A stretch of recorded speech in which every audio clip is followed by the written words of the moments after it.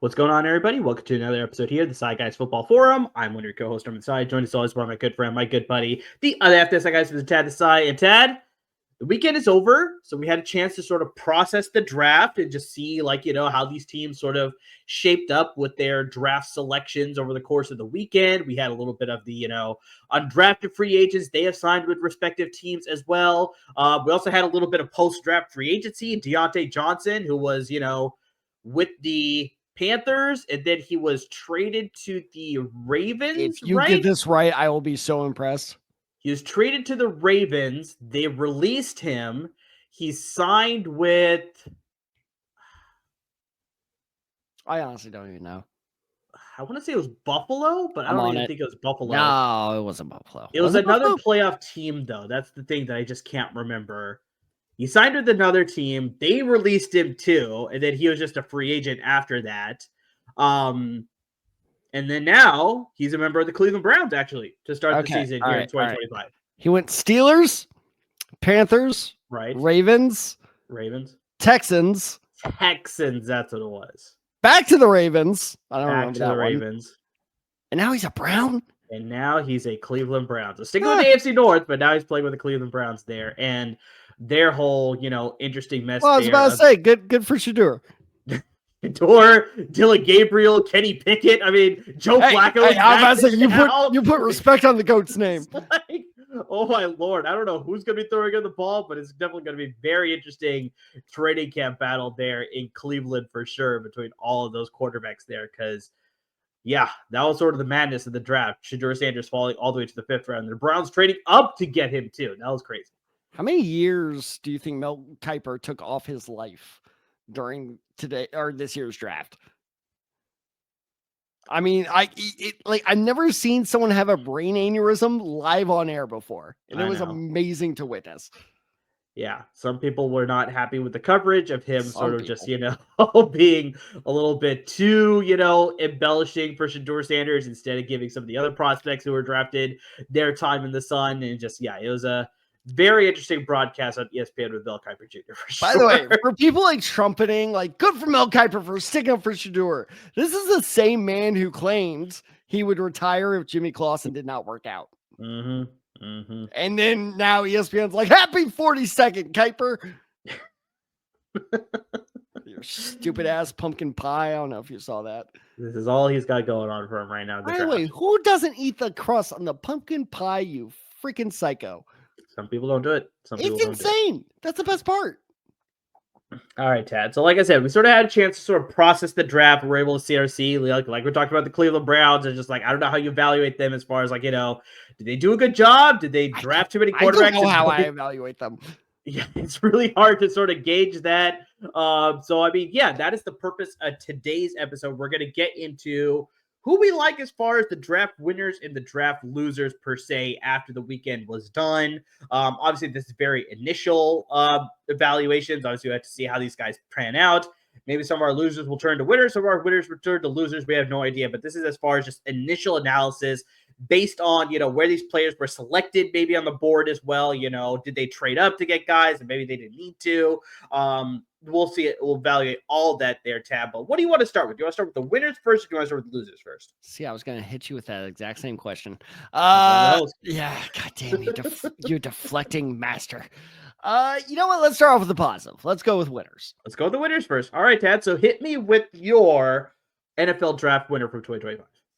See, as Cap starts hacking up a hairball, which, by the way, I just had to take him to the vet for. So why don't you start with the winners while I mute my mic? Well, he's pretty sick with that Cleveland Browns quarterback situation, too. Maybe that's what it is. Who can blame him? Yeah, that was very interesting. So, Ted, I was looking at last year's notes to sort of like, see as far getting our format and sort of peek behind the curtain there as far as like what we're going to do for this year's episode. And I was looking at the winners that I had for last year, and surprisingly, I have the same winner that I had from last year. And so we'll have to see whether this sort of can pan out for them this year. I personally hope it doesn't pan out, but so far on paper, it looks like it could pan out for them. And I think the Arizona Cardinals is one of my winners of the NFL draft from the weekend here, because you look at what the direction that they went into. They had a clear direction with their strategy when it came to drafting this year. 7 of the 2025 NFL draft picks that they had this year that they drafted a player, 6 of them were used for defense. So clearly they were like, okay, we need to fix our defense. We're going to use 6 of our 7 draft picks this year on the defensive side of the ball. They ended up with that number 16 overall pick. They took Walter Nolen, the defensive tackle, out of Ole Miss. At one point, Ted, there's a lot of people that are arguing that this guy could have been a top 10, easily top 15 pick, but he fell just outside that top 15, went right there at the top, number 16. Still in that top half of the first round, but just, there's a lot of talk about this guy moving up the board and being a very dominating presence on the interior of the defensive line. I mean, Tad, I know you had the scouting pleasure of scouting the defense and, the defensive line specifically. But just, from what I keep hearing about this guy, it's just like, he had a little bit of some, off the field issues, which is why some people sort of pegged him that maybe he was going to slide out of the first round into the second round. Also, a lot of people questioned whether he has just that consistency, whether that's sort of that, motor to sort of like, consistently play, drive to drive, play to play, game to game. But when that switches on, this guy can be a dominating presence on the interior of any defensive line. In this case, he'll be that presence for the Arizona Cardinals. So, I mean, you watched a little bit more tape of him. I mean, just like, what did you sort of feel when you were watching this guy's tape?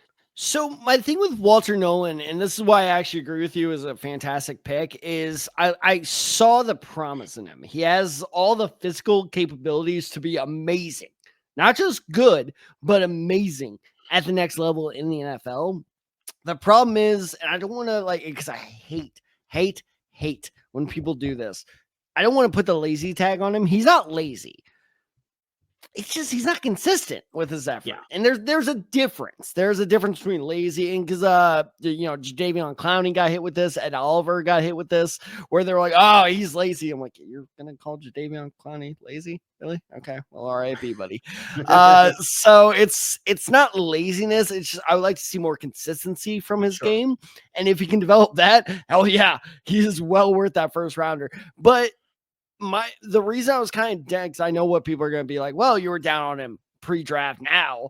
But the reason I was down on him pre-draft is because he was getting a lot of top 15 consideration, especially with your 49ers at 11. Yeah. I didn't love him at that spot because I was like, that's not the right value for what he is, which is a risk, but a potential pick. At 18, that's pretty much perfect. I mean, maybe a little later, but at 18, it's pretty much 20s. It doesn't really matter. So I actually really like. I want to correct you. He was taken at 16, not 18. 16, sorry, but late teens being the basic point. That's fine as long as he falls out of the top 15. I'm like, all right, that after that, fine. He's good to go anywhere there. So I actually really like that. And plus, another thing I love is he is now paired with one of my favorite defensive linemen of all time, and in my opinion, one of the most underrated defensive linemen of all time. And do you know what I'm going to say?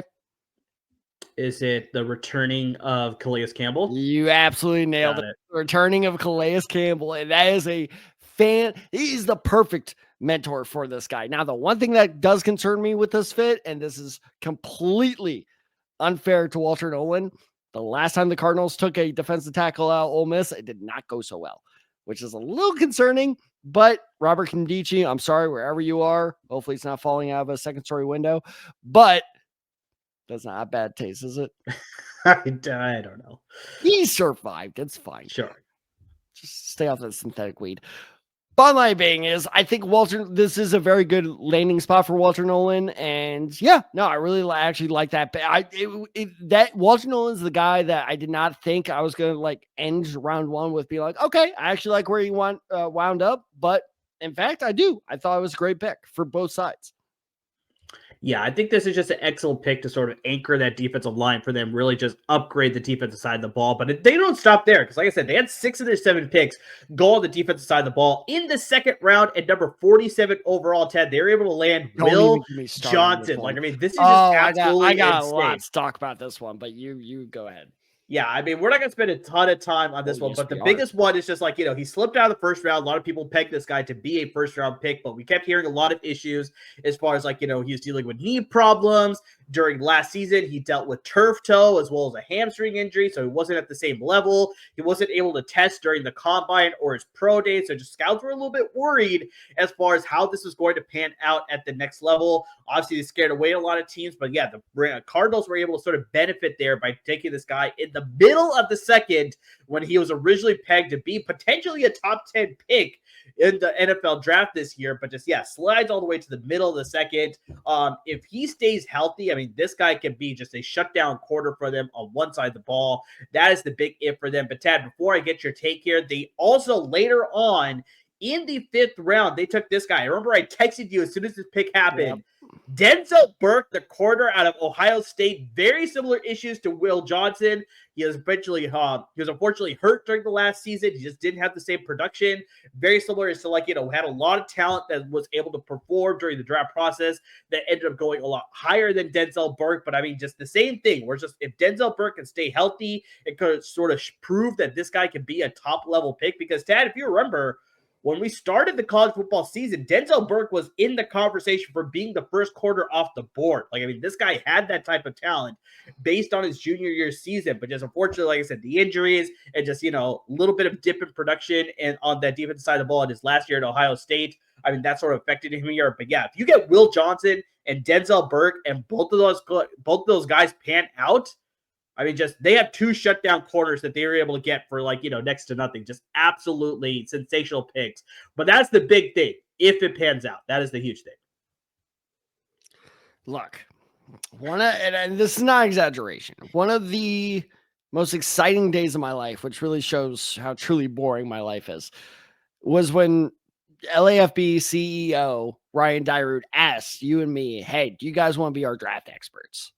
Like, truly, and I mean, American can attest to this. As soon as Ryan got off the call, I was like, finally! Yeah. Very excited. Here's where the draft drives me fucking nuts. Okay. Yes, Will Johnson has knee issues. Did we hear anything about those, quote unquote, lasting issues of like, oh, I'm not sure how this will affect his future up until draft day? That's true. Because they don't exist. Because it's maddening. I understand you're worried, oh, these knee issues may come up again, but no reports leaked before this that like the knee was a lasting issue. And he is, if you go back and check her draft rankings, he was my number 1 corner above the guy who went number 2. I like Will Johnson as a corner more than I like Travis Hunter more as a corner. And you know who else agrees with me? The Jacksonville Jaguars.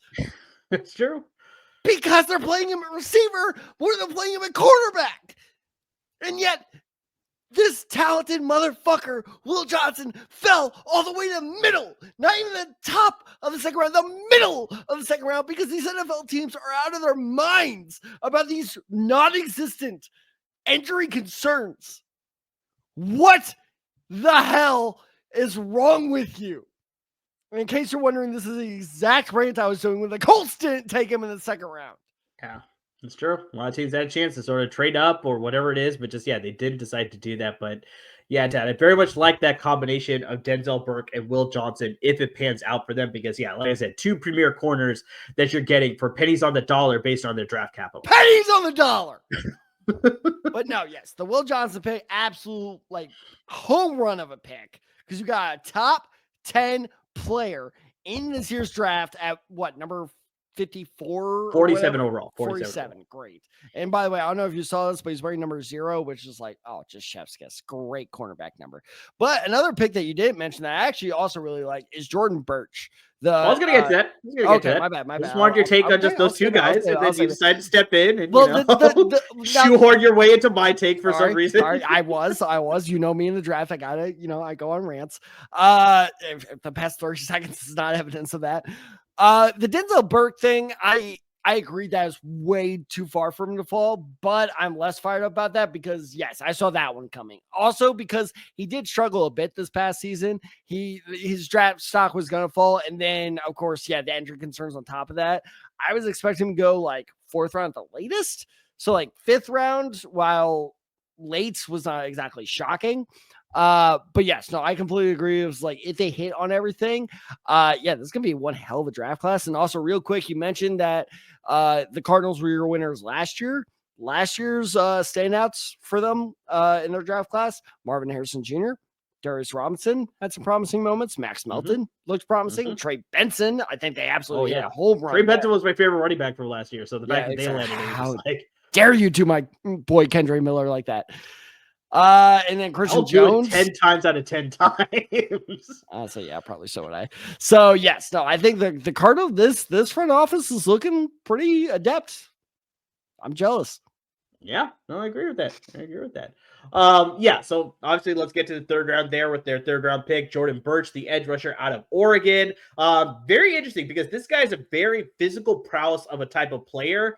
Very tantalizing to be able to use this guy on defense, but just unfortunately, Tad, the production did not back up the physical gifts that he sort of brings to the level there. So it's like he's a very interesting player. He's sort of a bit of a tweener as well. He can play on the edge side. Maybe he can move into the inside as well. You drafted Walter Nolen, though, so I think they'll keep him on the outside there. But just, there's a lot of promise there with Jordan Birch. And then you also go to the 4th round with Cody Simon, the linebacker out of Ohio State.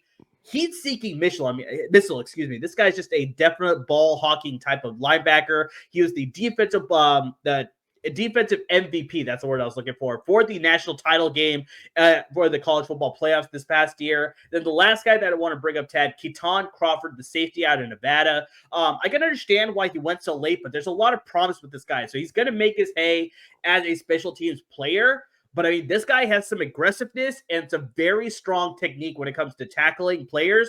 So he'll definitely be used in run-producing type of situations or audibles and situations for that defense, where I think this guy can eventually maybe turn into a nickel corner at the next level. He just needs to work on a little bit of his coverage skills. That's definitely where he has a detriment as to why he went the 7th round. But overall, just their draft this year, like I said, there's a lot of hits that I liked, and I think they just continue, like I said, they somehow have figured it out. It just needs to keep continuing to build on some good building blocks here. They can finally become a respectable franchise again in the NFC and the NFL as a whole. But when were they ever there? Well, they were the Super Bowl in 2008, right? Oh, the comments are so going to come after me. Yeah, they are. 2006. Sorry, 2006 is when they were in the Super Bowl. No, they were not. 06 was the Colts Bears. You're absolutely right. It was 2008 then. My bad. I had those years. I had it right the first time. Boom. Who had the 100-yard interception return? James Harrison. One of my favorite SNL skits. I don't know if you ever saw that one, but it's amazing. It's just like, what did it feel like, James? Well, imagine being chased by dogs in chainmail, being hosed by water for 100 yards. And that is, as I like to say, the gist of it. Yeah, exactly. But Tad, any final thoughts on the Arizona Cardinals draft here? No, I mean, like I said, it's very surprising because I was joking before, but the Cardinals are, one of the, they, everyone likes to talk about, oh, poor Browns, oh, poor Lions. And yes, don't get me wrong. I'm not saying that's a bad take. But the Cardinals don't get as much attention as they should for being a very lowly franchise, even dating back to their times in St. Louis. Imagine that. St. Louis fans just have shit football luck and don't go to the football games because their teams are shitty. Funny how that works. Anywho, by the way, go Battlehawks. Woohoo! Max Duggan. I don't know if you saw that game. It was awesome. Why would I watch that game? Well, because it was right after the 3rd day of the draft. Once again, why would I watch that game?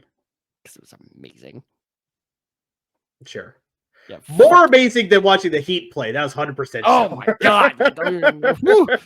3% to get Cooper Flag, baby. But anyway, point being is, the Cardinals are a very lowly franchise, but like truly, if they can find a way to keep Kyler Murray healthy, which is by no fault of their own, by the way, because they have invested a lot in the offensive line. Like this is a franchise to really keep your eye out for in about a year or so. I don't think they're going to do anything this upcoming season. They'll be competitive this upcoming season, but I think they could truly be like real contenders this 2026. Fuck, that makes me feel old. It's definitely a possibility. I think just, that whole critical factor of Kyler Murray just panning out, or just what they do with that offense around him. Marvin Harrison Jr. had a good season, but by standards, he did not have the season that we expected him to have as a top 10 pick. So, I mean, we'll see whether he could take that next step in his NFL career here. So, there's a lot to like with Arizona, and they're definitely building some good foundational pieces to be competitive in the NFC West, the NFC, and the NFL as a whole. So, Tad, I'm going to pass it to you here. Who do you think was your winner of the 2025 NFL Draft? All right, before we start, for our podcast listeners, you just got to take my word for it. Cap is okay. For our YouTube listeners, there's proof. He looks dead, but he is alive. Nice. I'm pretty sure. 90% sure. I also love the paw hanging off. That was not planned. All right, but God damn it. I mean, I know we said start off positive, but I'm going to say a positive, but like by relation is a negative because, man, I think this is the first time in my lifetime I'm saying this, but those Dallas Cowboys, they won the damn draft. The Dallas Cowboys, okay. Dallas Cowboys. Well, and here's why. When you get 3 first-round picks in one draft, that is a win. And I know what people are thinking of, like, the Dallas Cowboys had 3 first-round picks. I don't remember that happening. Well, they didn't. They only had 1. Yet they still landed 3 first-round picks. So let me explain. First off, at number 12, they took Tyler Booker, the guard out of Alabama. Now, here's the interesting thing. And I'm not sure how much, like, other drafts experts or analysis you've read, but I've seen a lot of not hate, but skepticism for this pick. Of like, yeah, we like the fit, but it's a little too early for Tyler Booker, which I think is fair. I think I actually completely agree with it. Yeah, like Tyler Booker is not the 12th best player in this year's draft. However, this does fit into, I think, the draft philosophy that you and I both share, where it's if you have a big enough need and there's a good enough player, you reach for that. It's the kind of same thing as when I don't know if you also mocked this, but when I mocked Malachi Starks to Miami at 13, I was like, yeah, Malachi Starks is not the 13th best player, but Miami desperately needs a safety. So go for the best safety. And of course, where's Malachi Starks go? It's too easy to pick them as a winner because they somehow luck into these things, right? The Baltimore Ravens is the answer in case you don't know who drafted Malachi Starks. It's the same reason I didn't pick the Eagles as a winner, because it's just like they can't keep getting away with this. I mean, Tad, I know I say that every year, but like, fuck. It's insane to think, Tad, because they now have Malachi Starks and Kyle Hamilton on the back end of their team. It's just insane. It's so unfair. I hate them so much. They didn't have to move around. They didn't have to do anything. He literally just fell into their lap because nobody else wanted to take it. It's right there. Same with Jahdae Campbell. Exactly. To the Eagles. But again, with the fucking stupid injuries shit. I'm just like, well, Jahdae, he has a sore shoulder. Oh, great. Then let's just throw him the best team in the NFL then. Exactly. He doesn't have to play right away if he doesn't need to. He doesn't want to. Speaking of annoying big name teams, Dallas Cowboys. You lose your, arguably the best guard in franchise history. And I know I'm going to trigger some people there, but yes, Zach Martin is the best guard in Dallas Cowboys history, in my opinion. Oh, shut up. So for podcast listeners, it's like, I don't know. Yes, he is. So you have a glaring need there. And yes, Tyler Booker is without a doubt the best guard in this year's draft. Yeah, go for it. I like it. Like, you don't really have any like other screaming needs. You have other needs, but you don't have anything that's like screaming, we need to address this now, like offensive line. So go for Tyler Booker. Yes, it was a reach, but I like it. And I think that he's an excellent fit, like just in terms like the Alabama Dallas Cowboys like atmosphere. You don't worry about that jump, right? If you draft a kid from like, I don't know, like Gray Zabel, nothing against Gray Zabel. I think he's going to be a great player. Good for Seattle. Sorry, buddy. But if Gray Zabel made the jump from North Dakota State to Dallas, I'd be a little worried. I'd be like, all right, that's a massive environment change. Going from Alabama to Dallas is like, okay, yeah, he knows what he's in for. So I actually really like that fit. I liked where it was. Like there's very little I didn't like of that pick, other than like, yeah, you could have tried to trade back, and I highly doubt they didn't try. My guess is they just didn't get a good offer. Which is also evidenced by, do you know which team spent the most time on the clock in the first round? I guess the Dallas Cowboys. No, it was the team right after them. Miami spent the most Miami. time. Okay. And all the reports I've read is, yeah, they were desperate to trade out of that spot. It is so obvious given their pick of Kenneth Grant. Yeah. They were so desperate to trade out of that spot, but they just got no offers they liked. So my guess is same thing was happening in Dallas. And Dallas just said, screw it. And then you go to the second round. And I knew this was going to happen. I watched the second round with my friends, and I told them, like, Dallas is going to get one of them. I knew they were going to get Mike Green out of Marshall. And by the way, Mike Green, if I'm not mistaken, also went to Baltimore. He did. I was about to say, do you know where Mike Green landed? Thanks, Terrell Suggs right there. But instead, they got another guy I really liked. Donovan, I prepped all day for this. Yeah, you did. Ezeraku. There we go. There you go. There we are. Donovan Ezeraku out of Boston College, who, if I'm not mistaken, was my third ranked edge rusher. I think so, yeah. In my pre-draft ranking. So, yeah, again, they land another, first round pick in the second round. And then their next pick after that was Shavon Ravel Jr., the quarterback out of Eastern Carolina. And you know what? I've already done this rant twice, so I will not raise my voice. But again, a stupid injury concern slide where, yes, I understand he blew out his ACL in September of 24, which means he will most definitely be good to go for preseason. And this guy, I understand the slide a little bit because it was like, oh, look out for him to like potentially rise into the first round. And he never really got that shot. So like, I understand that slide a little bit more, but still, I think they absolutely nailed all three of their first three picks. And another thing too, with a lot, especially when we get to my loser, something I'll address is not only did they get 3 first round picks in terms of talent, in my opinion, they got 3 first round picks in areas of need. They hit good value in areas of need. Like that is like the jackpot. Like they just like hit all, like it was a slot machine hitting all the jackpots just in a row. And I've never seen that happen for the Cowboys before. And I just think they did really well there. Looking at the rest of their picks, I actually like their double dip at running back with Jaden Blue out of Texas and Philip Maffa. I think I'm saying that right.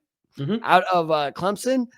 Look, I mean, I'm not the biggest fan of either player, but you need another running back to throw in there for some competition. Why? Like the more players you throw in there, the better chance you have at hitting on one of them. So I like that pick a lot.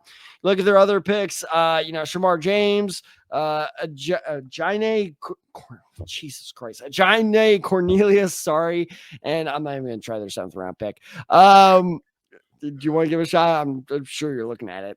You got Jay Toya, defensive tackle out of UCLA, and then Tommy Akingbasade, defensive tackle out of Maryland. Is that what it is? I'll give it to you.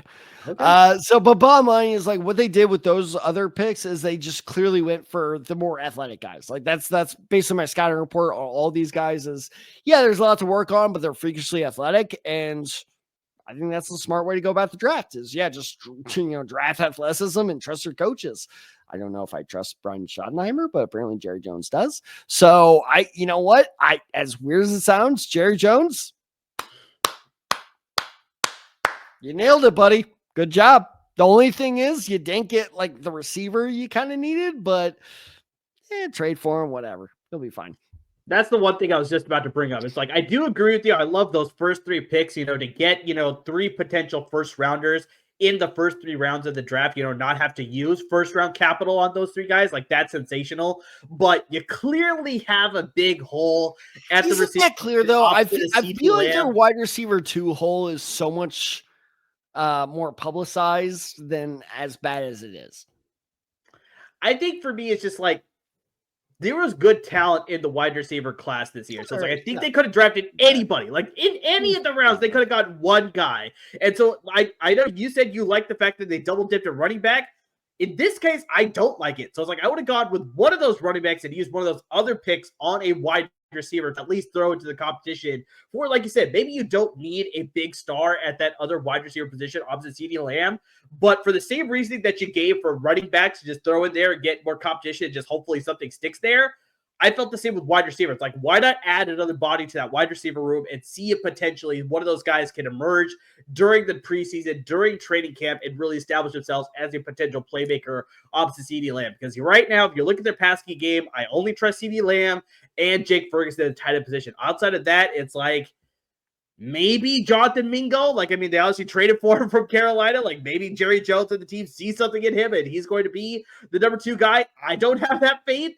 But just like, yeah, so as of right now, it's just I only trust CeeDee Lamb and Jake Ferguson in this offense, in the passing game specifically.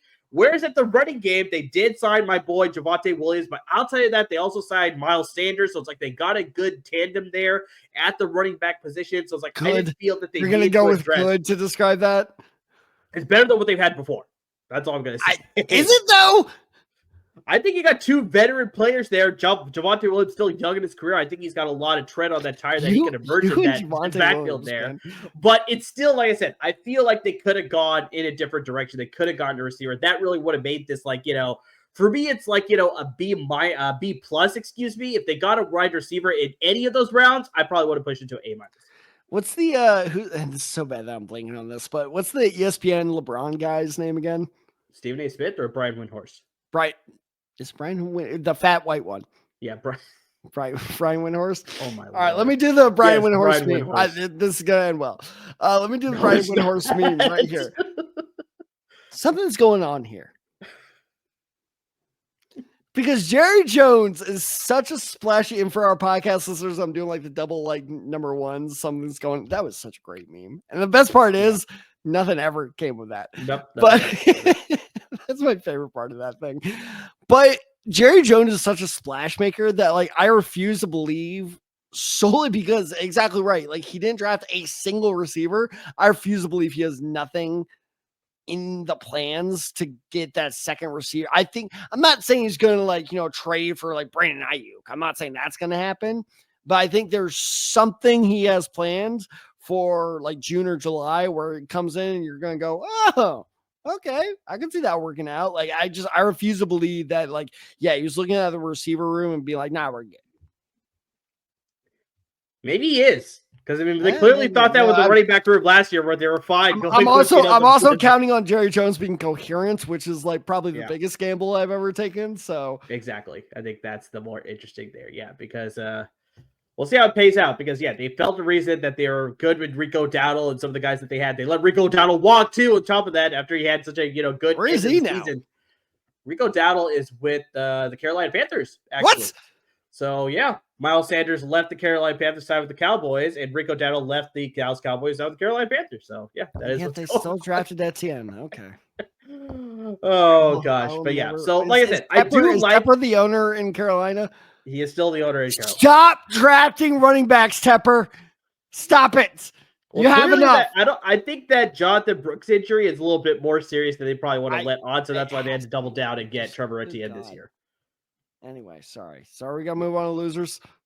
We will move on to losers. Okay. That's definitely the case here. But I definitely agree with you. I do like the Cowboys draft. Like I said, it's very hard to sort of say that, but they did hit on a lot of good places. I think they could have done one thing. And a lot of big needs. That's exactly. I think that's the big thing there. But if they landed a receiver in any of those draft picks, I would have ended up to one of the best ones of the draft for sure. All right. Let's get to some of the bad ones of the draft this year. Tad, who do you like who do you not like this year from the 2025 NFL draft? Who's a loser in your mind?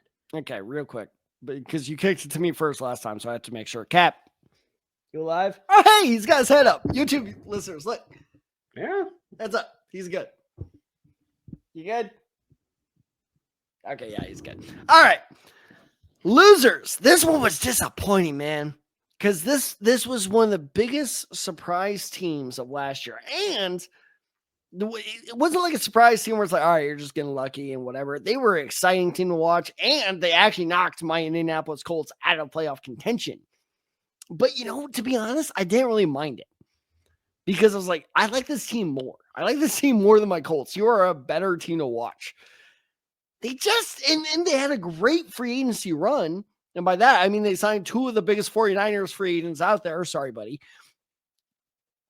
But they didn't follow the momentum at all. And that was the Denver Broncos. Bro, how do you fumble the ball this badly? And here's the most surprising thing, because again, I don't know if you're like, looking at other people's draft grades. I see a bunch of people giving this team like a A-, B+ type of thing. I don't understand why. You draft Jahdae Barron in the first round, cornerback out of Texas. Nothing against Barron. Great player. Love him. The hell are the Broncos doing drafting a corner? You have reigning defensive player of the year and Pat Surtain Jr. You have Riley Cooper on the other side, who had a phenomenal rookie season. Why are you shaking your head? Because it's not Riley Cooper. It's Riley Moss. Oh, whatever. It's a big difference. You know what I did? I did, and it's okay because I'm white, but I combined Riley Moss and Deshaun Cooper. That's exactly what I did. Who's Deshaun Cooper? Who's the guy on the Eagles? Cooper DeJean. Damn it! Oh my God. This is terrible. All right. That was the first and last name mix up. Whatever. For those of you wondering, it's 10:30 my time. That's not an excuse. It is an excuse. No, it's Shut not. up. Oh my good God. Anyway, Riley Moss. I looked that up before the show too. Damn it. Riley Moss out of Iowa. That's an easy Damn one. it! That's an easy one. Yeah, that was. The recent players, I'm always going to lose that game. That's a layup. But anyway, Riley Moss, good rookie season, yes or no? I'd say not bad.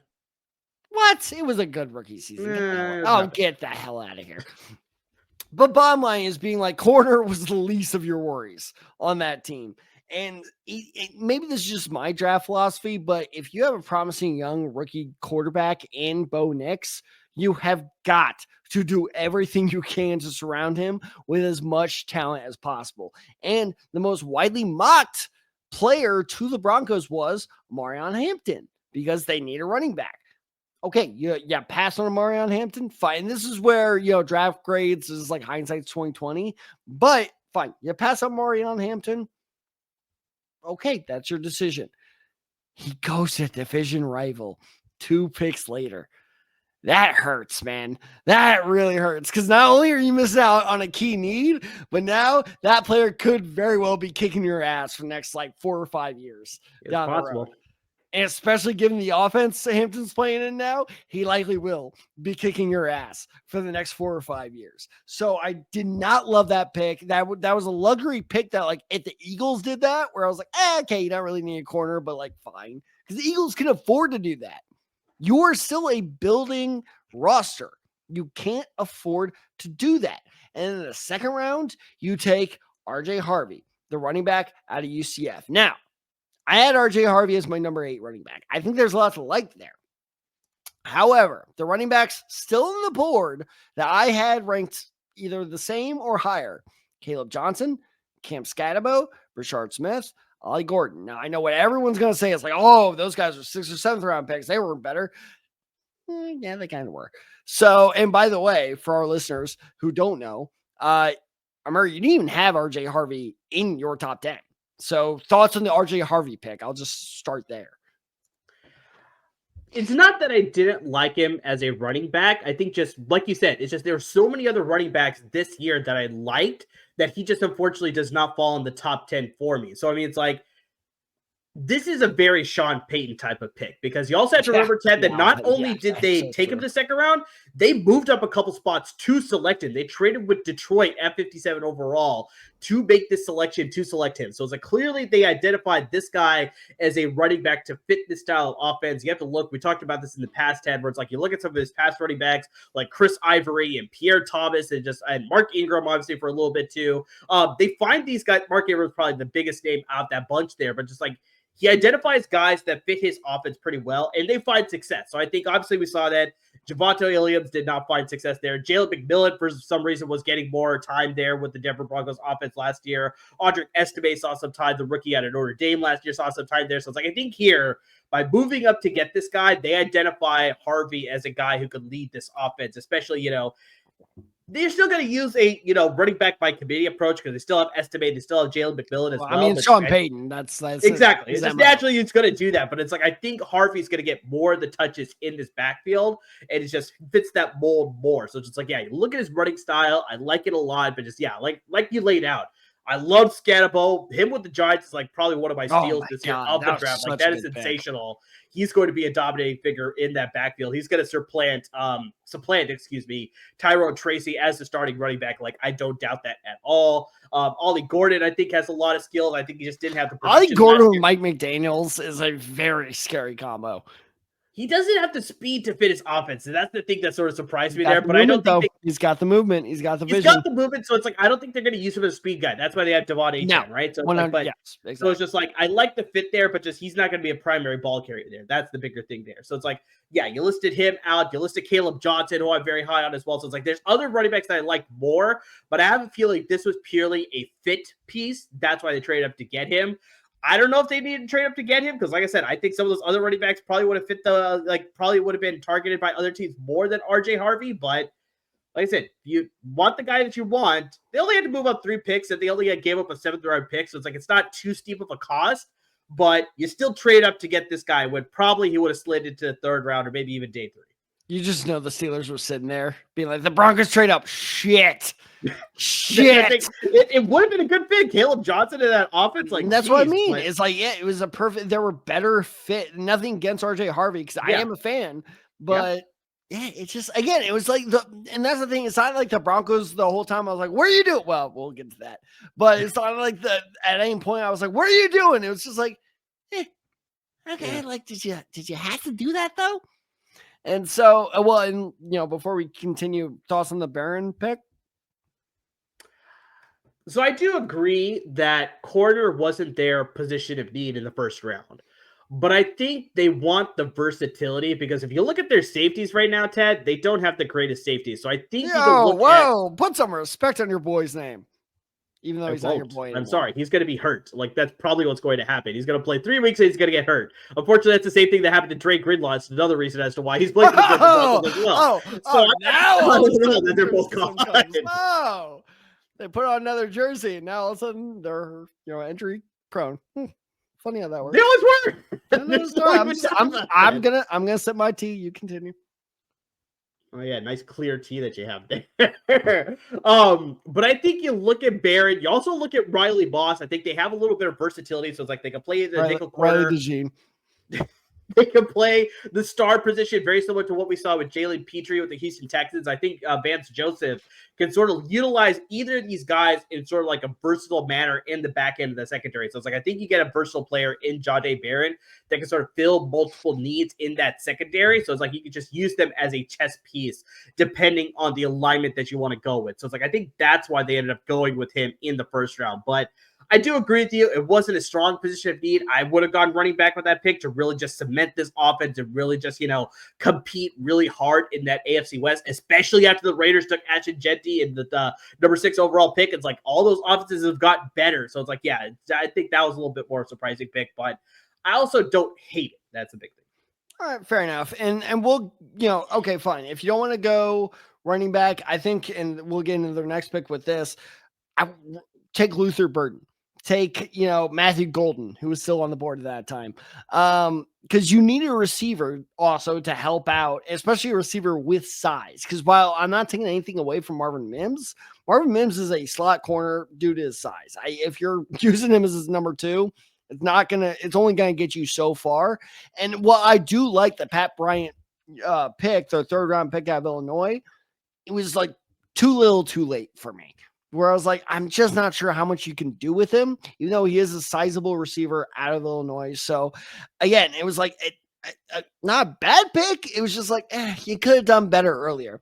Savion Jones, Q Robinson, both edge rushers out of LSU in Alabama. Fine. I mean, I don't really have much to say about that pick. Good idea going after edge rushers. You needed that. their next pick. I knew you'd have a problem with this one. Oh, yes, I do. Yes, I do. For those of you who don't know, in the 6th round, for the 40th pick in the 6th round, the Denver Broncos selected Jeremy Crawshaw, punter, out of Florida. I got to put my drink on the floor for this. Hold my mic for this. Stop taking kickers and punters in the goddamn draft. Stop it. Not worth it. Kickers, maybe you can convince me of a kicker. If that motherfucker can hit a 60-yarder 5 out of 5 times, sure. Take him in the 7th round. Otherwise, stop taking them. Stop doing it. Stop it. You had 2 rounds left to go, and you wasted a pick on a punter. The hell is wrong? You're in Denver. The ball flies anyways. It's true. The hell is wrong with you people? Denver's a loser. Anyway, who's your loser? Really quick, Dad, I texted you about this. Speaking about kickers, the Baltimore Ravens selected Tyler Loop in the 6th round, if I remember correctly. So it's like, that's different. That's different. Writing on the wall then? Oh yeah, definitely. Justin Tucker, you're gone. Hey, man. Yeah, it was the 6th round that they took Tyler Loop out of Arizona. All I'm saying is, hey, maybe treat women with respect and you keep your job. How about that? Wild idea. Very true. Very true. For you Tad, my loser, unfortunately, is a team that had a lot of promise last year. Unfortunately, got bounced in their very first game against the Washington Commanders. That's the Detroit Lions. I think they, unfortunately, did not have a very strong draft this year. You look at some of their picks here. I love their first-round pick, Tyreek Williams, defensive tackle out of Ohio State, number 28 overall. Very good, dominating piece on the defensive line, the defensive tackle position specifically. I think he's going to be a good disrupting force for them on their defensive line. Very much like it there for sure. Tate Ratledge. Love this guy as well. This guy's just a physical presence on the interior of the offensive line. I think he very much fits that Dan Campbell type of mold, that mentality that you want from a player. I think he's going to fit that mold very well. The rest of the draft, that's where I have some concern. So you look at number 70 overall in the 3rd round. They traded up to select this guy, Isaac Tesla, a wide receiver out of Arkansas, who a lot of people didn't even have ranked in probably their top 20 of wide receivers. I never heard of him. My dad texted my dad, who's a Lions fan, was like, is this kid ain't good? I was like, I don't know. Yeah, that's the big thing. It's just there's a lot of just, uncertainty as far as how good this guy is. But watching some of the tape and just doing a little bit of analysis as to about who this guy is, he's a slot receiver, but he comes in at 6'4", 216. So, this guy's a big dude. He can play some bully ball against some of the smaller defenders. He's a very sure-handed wide receiver as well. It takes a little bit of while to sort of accelerate to get to his top speed, but when he gets to his top speed, it's pretty manageable. He could be a little bit of deep threat, but I still think that's here in the 3rd round to trade up to get this guy. I don't think wide receiver was a position of need for the Detroit Lions. This is a bigger concern. Tad, who is their big defensive player that got hurt last year? All of them. That is true. That was probably the wrong question to ask you, but the answer I was going for was Aiden Hutchinson. Yeah, I figured. My answer still is not wrong. Your answer is not wrong. Yeah, I was like, you're absolutely right. That does fit the question here, sort of thing. But Aiden Hutchinson was the actual answer that I was sort of looking for there, and so it's you didn't get him a player to play opposite him. You only addressed the edge rusher position in the 6th round. In the 6th round, you got Ahmed Hassanin, the edge rusher out of Boise State. Fun fact, first player drafted out of Egypt this year, so he had some NFL history with him. Oh, he's the guy that was like, I'm going to die on the field for you. Yeah, he's the guy. Yeah. Also, I don't know if you saw this, but fun fact for our listener. So for our listeners, viewers who didn't see it, it's an amazing video. Look at what's his name again for them? Ahmed Hassanin. Best of luck spelling that. But there's a great video of him, getting a phone call, and you can just tell, oh, this is why Dan Campbell drafted him. Because he's like, Coach, I will die on the field for you. And you're just like, fuck yeah. It's a Dan Campbell guy. We're like, yeah. And then I'm not even joking. I woke up the day after seeing that video, and there was a quote I saw from Tyler Shuck being like, I will die on the field for the Saints. It's like, dude, come on. No, can't do Come it. on. Can't Come do on. Come on. Come on. Shuck, come on. I mean, cute dog. Props to the dog, but like, come on. Yeah. Also, Love that dog. That was fantastic. Tyler Shuck's wife, fiance, whatever. If you shove that dog again, just letting you know. Do not. Yeah, you only address the pass rushing need with Ahmed Hassanin in the 6th round there. So it's like, I like him as a player, but Tad, he's only been playing football for like the past 3 years. So, I mean, he doesn't even have a lot of football experience, let alone being an edge rusher. Like, I loved him at Boise State. Fortunately, he got the best of my San Jose State Spartans a number of times in the games that they played. But still, it's like you want a more proven pass rusher on the opposite side of Aiden Hutchinson because, like you said, they had a lot of injuries on that defensive side of the ball. They still had a big need at the opposite pass rushing position, opposite Aiden Hutchinson. Hopefully he's going to be good to go to start the season. But just like, I felt like that was a strong position of need, and they didn't address it until the 196 in the 6th round. That was a big concern of mine. So it's like the fact that they moved up to get a wide receiver that a lot of people didn't probably have in their top 20 of their wide receiver position rankings, probably even more than that. But just like, I'm giving a little bit of benefit of doubt here. To take him in the 3rd round, and then, to not address probably their biggest draft need of edge rusher until the 6th round, that's why the Lions are my draft losers. Yeah, I 100% agree with all of this, especially because, and again, you can attest to this, is weeks, I think even maybe like a month and a half ago, I texted you of like, I found my new draft crush. You're like, who is it? I'm like, it's Tyleik Williams. I do not understand what. Did I do it wrong again? Yeah, it's Tyleik. Damn it. I don't know why you're adding a W. It's Tyleik. Damn it. Well, it's the Star Wars things. I think Tyleik is the thing Twi'leks. there. Yeah. It's the thing with 2 tentacles, for those of you who don't know. But anyway, he was my draft crush. And I was saying at the time, I was like, I don't know why this guy isn't getting 1st round love. And I was so happy when the Lions drafted him because he's the perfect pairing. Like, that was the perfect 1st round pick. And it like almost teed off of like, Lions are going to kill it this weekend. Like, this is going to be great. And then after that, and this is a very bad comparison, I'm sorry, Lions fans. You know what this draft reminded me of? What's that? A Bill Polian Colts draft. Like the 2006 to like whenever he got fired, 2012, 2013 Colts drafts, where it's just like, we're just going to take a bunch of swingers on these random guys and Peyton will carry us. And it's just like, it feels like that's what the Lions are doing. It's like, this offense will carry us. We're just going to take a bunch of random swings. And let me tell you, it works out like maybe 1 in 6 per draft. It's just like there were a lot of underwhelming picks, and I really expected them to trade up in the 2nd round because there were a lot. And Ezraku going to the Cowboys is a perfect example of this. Is like there were a lot of good pass rushers. I mean, Mike Green is an even better example of this. There were a lot of great pass rushers falling in this year's draft, and pass rusher was without a doubt the Lions' biggest need. You didn't address it until day 3. Like, what are you doing? Like, maybe Dan Quinn is that confident in his own ability, but like at a certain point, it almost becomes like a Midas touch or like a Icarus thing of like, dude, like your own talent or your own coaching ability can only take you so far. And I'm a little worried about the Lions, maintaining this level of success moving forward if this is how they're going to draft, because it was a very underwhelming draft. It was, in my opinion, I know I picked the Broncos as a loser, and I still think they're a loser, but the Lions are a worse loser.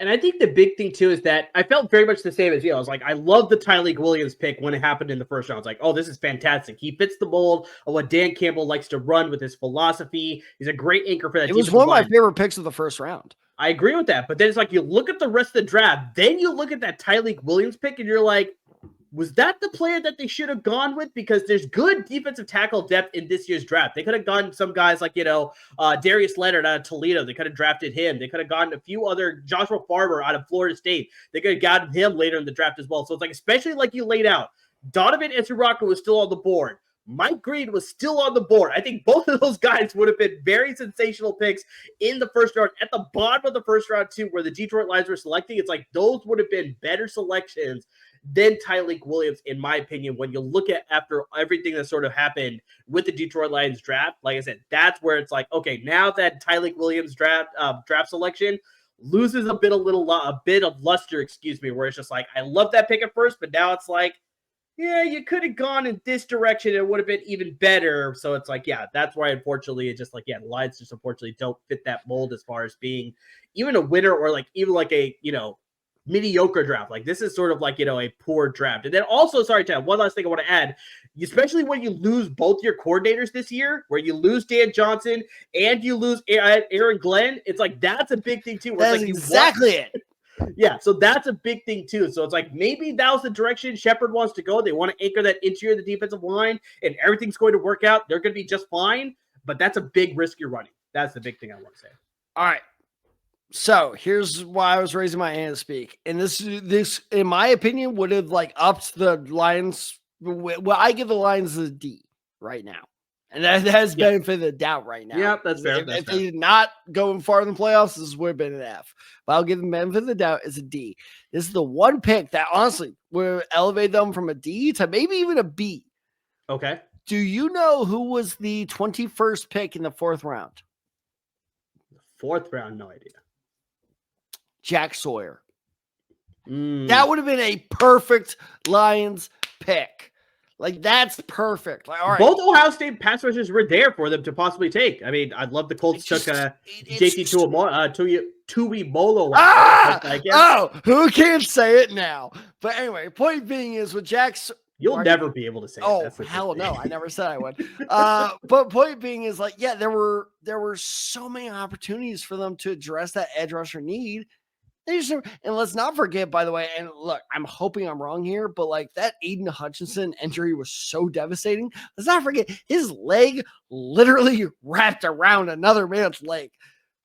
That's fucked up. Yeah. So like, we're not sure if the Aiden Hutchinson we're going to get is going to be the same Aiden Hutchinson we had. Yeah. So like, not only do you not have anyone opposite of him, you don't have any insurance policy in case he doesn't come back right. It just seems like I'm with you. I don't know what the Lions are doing. And honestly, it does make me question. And this is why I was pointing for our YouTube listeners so aggressively at the camera. It does make me question, were all the smart decisions being made by the Lions? Were those coordinator decisions? Yeah. Was that Dan Campbell or was that Aaron Glenn and Ben Johnson? Because I actually really like, and they were borderline borderline picks for my winners in this year's draft. I thought the Bears drafted incredibly well. They did have a good draft. The running back thing was a little questionable, but I think they'll be fine there. But I do find it interesting that I think that Bears drafted well. I thought the Jets drafted well. I don't think the Lions drafted well. I found that very interesting. Something to sort of keep in mind there for sure. But yeah, that will close out our episode here. That are some of our winners and losers. We'll see exactly once the NFL season begins as far as whether they'll still be winners and losers or whether these guys are going to completely, turn up or turn down, whatever it is, and prove us both wrong with our respective picks here. But yeah, this is sort of, unfortunately, Tad, we're sort of in that purgatory where it's like, the draft is Fortunately, over. This is our vacation time, baby. I'll see you in Mexico. Where it's like we have a little bit of time before the fantasy season really kicks off. We don't have a lot of, big things that are happening. The only big thing that's happening now is we'll have the NFL schedule release happening on May 14th. So we'll definitely have a little bit of coverage for you guys there as far as some of the games that we'll like for that. But it's as far as major dates on the schedule, up until we get to July, when we get to actual training camp and that happening, it's this is sort of like that purgatory where it's maybe we'll get some possible signings, like we talked about. Deontay Johnson signed with the Cleveland Browns. Maybe we'll get some of those straggling free agents. They'll sign with some teams as we get closer to camp that probably didn't want to, go through the, mini OTAs and all the stuff that happens during the summer. They want to just go for training camp and preseason. So we'll see some of that. Maybe we'll get some trades. Obviously, Trey Hendrickson was on the blog. Jalen Ramsey was on the blog.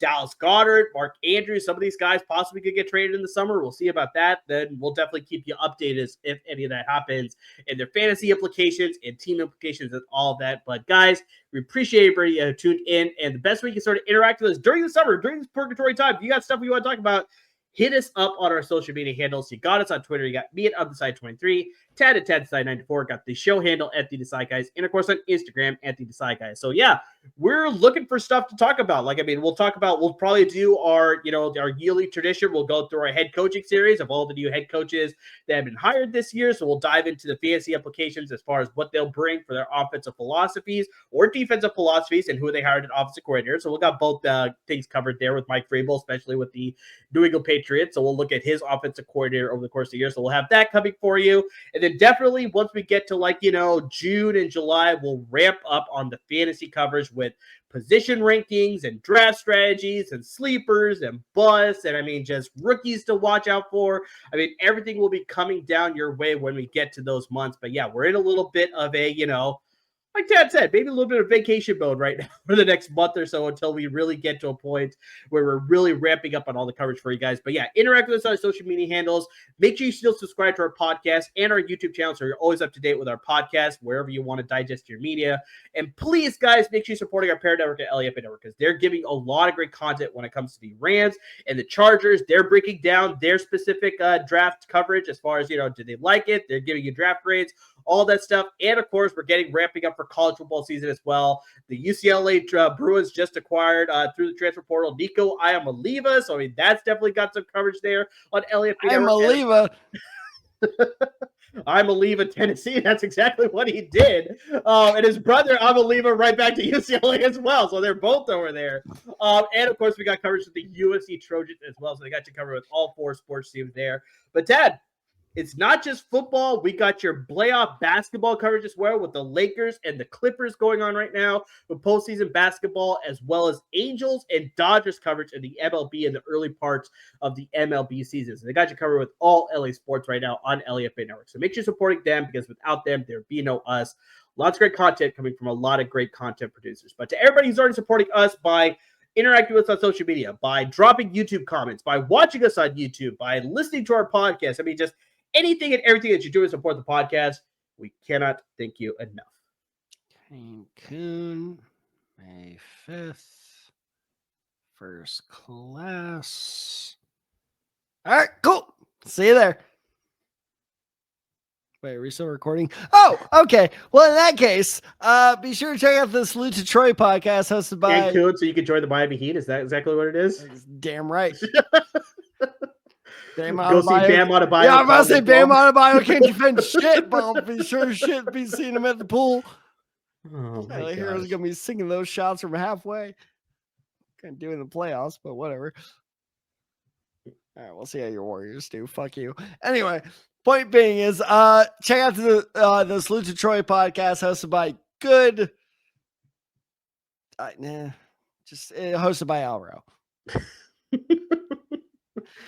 And also check out LA Confidential, hosted by very good friend of the show, Chauncey Talise, who apparently wrote me a very heartfelt poem. And I made back-to-back appearances on LA Confidential. I was just about to say, Amir has made apparently 2 very good appearances on his show that has been talked about so much in the company Slack that I'm actually going to listen to them, which is saying something because I am fascinated.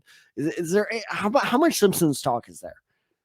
Surprisingly, very little. It's basically a lot of NFL draft talk and a lot of wrestling talk. So that's what you're geared up for. Okay, so I'll just skip through the list, wrestling talk, but good to know. But regardless, they are both amazing podcasts, especially the Salute to Troy podcast. Amir, I don't know if you ever watched it, but actually earlier today, I just watched I'm trying to remember the title of it, but it doesn't matter. The 30 for 30 on USC. Yeah. I don't know if you ever saw it. Did you ever see that? I think I saw it a long time ago, but it was pretty good. Such a good 30 for 30. Reminded me of the heyday of USC. And if you want to know what it takes to get them back there, you should check out the Salute to Troy podcast because Alro, he knows what it takes to get USC back to greatness. So be sure to check that out. And if you want to know what it takes to get the St. Louis Rams back to greatest show on turf potential, listen to LA Confidential, hosted by Chauncey Talise. But guys, thank you so much for listening to our draft recap. And by the way, if you want our thoughts on it, I know we only touched on 4 teams today, but if you're like, whoa, what about my team? I want to know your thoughts about my team's draft. Hit us up on Instagram. Hit us up on Twitter. We will absolutely let you know. Trust me, I am a draft nerd. I have grades ready for all 32 teams. Actually, that's not a bad graphic idea. So if you would like to know, hit us up on those usernames right below. But most importantly, everyone, thank you so much for listening. Thank you so much for watching. And please stay safe, everyone.